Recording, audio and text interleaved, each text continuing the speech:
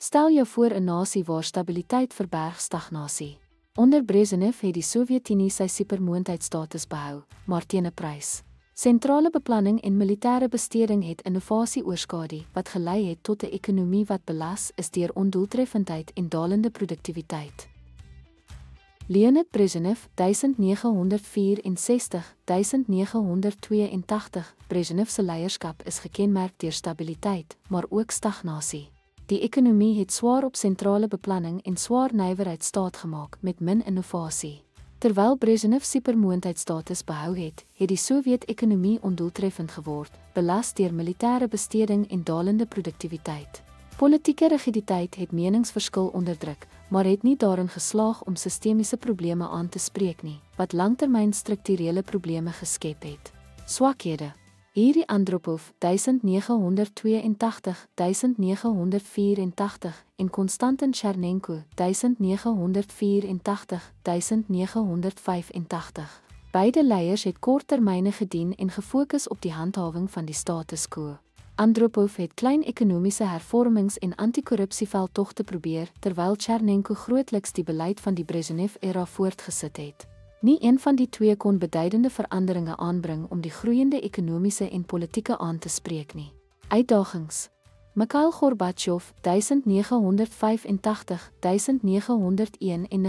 Gorbachev het transformerende beleide ingestel in 'n poging om die Sowjetunie te revitaliseer, perestroika, ekonomiese herstrukturering.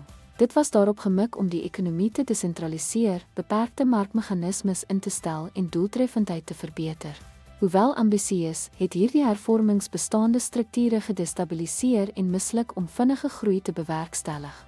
Glasnost, politieke oopheid, het deursigtigheid, vryheid van uitdrukking en kritiek op die regering aangemoedig. Hoewel dit bedoel was om die stelsel te moderniseer, het dit openbare ontevredenheid, nasionalistiese bewegings en kritiek op die kommunistiese party ontketen. Demokratisering en buitelandse beleid. Gorbachev het Sowjet-ingryping in Oos-Europa verminder, wat gelei het tot die val van kommunistiese regimes.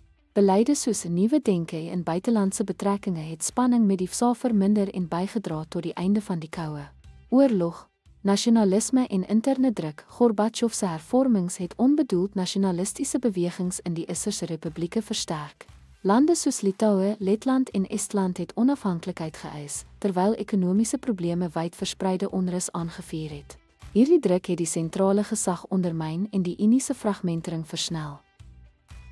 Ten slotte, die finale ineenstorting van die Sowjetunie het die gevolg geword van dekades van stagnasie, korttermynleierskap en die transformerende, maar destabiliserende beleid van Gorbachev. Ekonomiese ondoeltreffendheid, politieke openheid en toenemende nasionalisme het gesamentlik die staat verswak, die Koue Oorlog beëindig en globale geopolitiek hervorm. Dankie dat u by ons aangesluit het.